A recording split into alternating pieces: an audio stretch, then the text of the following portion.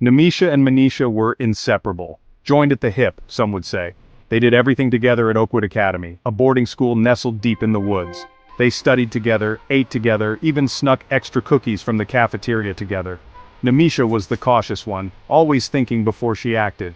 Manisha, on the other hand, was the daredevil. She loved a good scare and laughed in the face of danger. Every night they would huddle together in their shared room, whispering secrets and dreams under the covers. Their routine was comforting, predictable, safe. But all that was about to change. They didn't know that soon, the comforting silence of their room would be shattered by the bone-chilling secrets lurking just above them. Oakwood Academy was old, with dark, looming hallways and an eerie silence that seemed to press in on you. But none of its many secrets were as terrifying as the story of the 5th floor. 5 years ago, a girl named Sarah tragically died there. The cause of her death? A mystery whispered from student to student. Some said she fell. Others whispered of a shadowy figure lurking near her room. Whatever the truth, the 5th floor was permanently sealed off, its door locked with a heavy chain and padlock. The students were strictly forbidden from going near it. But rules, especially in boarding school, were made to be broken. It began, as most bad ideas do, with a dare. The December air was thick with anticipation. Christmas break was just around the corner, but tonight the air crackled with something else: fear. The older girls dared Manisha to spend 5 minutes alone on the 5th floor. Of course, Manisha, never one to back down from a challenge, readily agreed.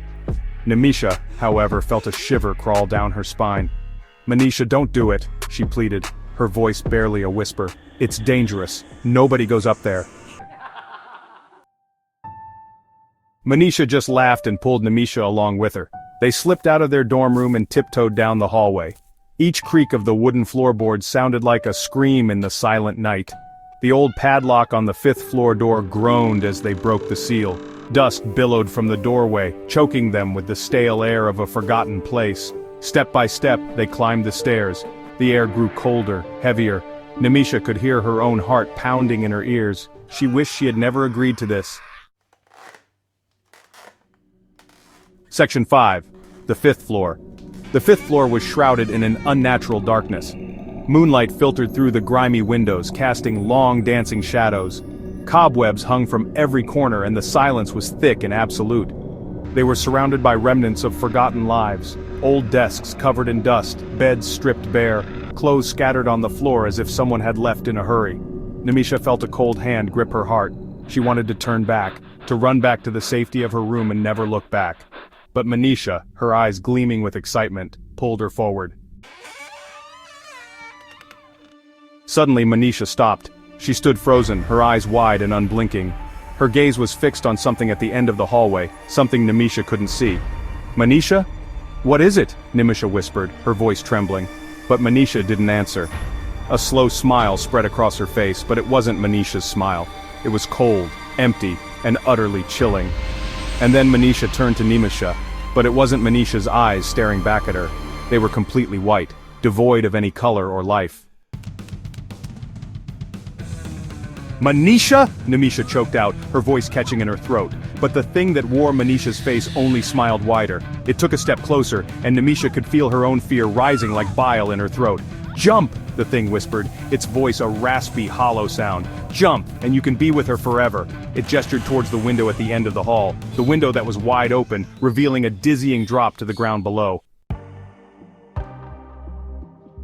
Terror lent Nemisha a burst of strength. She stumbled back, her eyes never leaving the horrifying sight of her best friend, or the thing that had taken her place.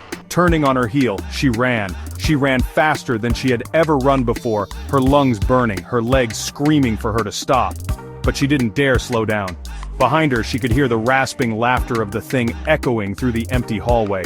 The sound spurred her on, fueling her terror and her desperate need to escape.